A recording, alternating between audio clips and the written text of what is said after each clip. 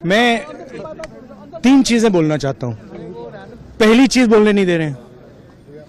मोदी जी घबराए हुए हैं। आपने देखा जो ट्रेड डील 4 महीने से रुकी हुई थी 4 महीने से कुछ बदला नहीं। किसी न किसी कारण,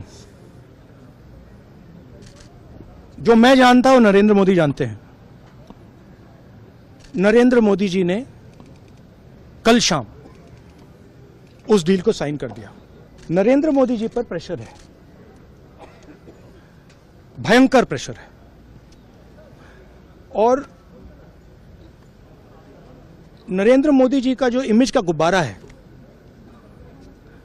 जो हजारों करोड़ रुपए लेकर बनाया गया था, वो फूट सकता है। इशू ये नारावाने की स्टेटमेंट नहीं है, ये साइड शो है। और वो भी जानते हैं, मैं भी जानता हूं। मेन बात यह है कि हमारे प्रधानमंत्री को कॉम्प्रोमाइज कर दिया गया है। किसने किया है, कैसे किया है, यह हिंदुस्तान की जनता को सोचना है। मगर इतिहास में पहली बार हिस्ट्री में एलओपी को प्रेसिडेंशियल एड्रेस में नहीं बोलने दिया। बाहर बोल दीजिए, जो अंदर नहीं कहा दिया जा रहा है। बाहर वो तो ऑटोमेटिकली होगा जी।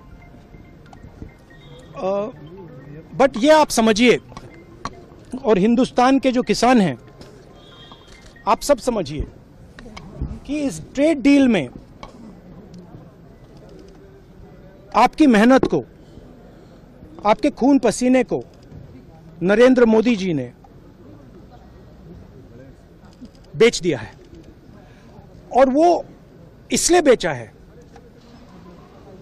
क्योंकि ये कॉम्प्रोमाइज्ड है। सिर्फ आपको नहीं बेचा है, देश को बेचा है। इसलिए मुझे वहां नहीं बोलने दे रहे हैं। नरेंद्र मोदी जी डरे हुए हैं क्योंकि जिन लोगों ने उनकी इमेज बनाई है, वो अब उस इमेज को फोड़ने लगे हैं। एक अदानी जी पर केस है यूनाइटेड स्टेट्स में। वो अदानी जी को टारगेट नहीं कर रहा है, वो नरेंद्र मोदी के फाइनेंशियल स्ट्रक्चर को टारगेट कर रहा है। एक वो है।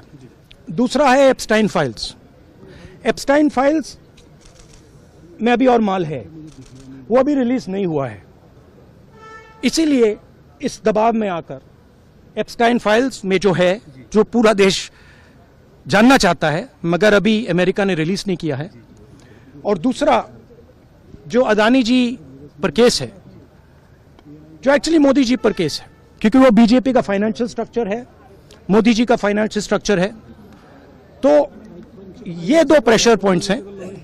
और आप ये बात समझ लो, देश ये समझ ले कि प्रधानमंत्री कॉम्प्रोमाइज्ड है।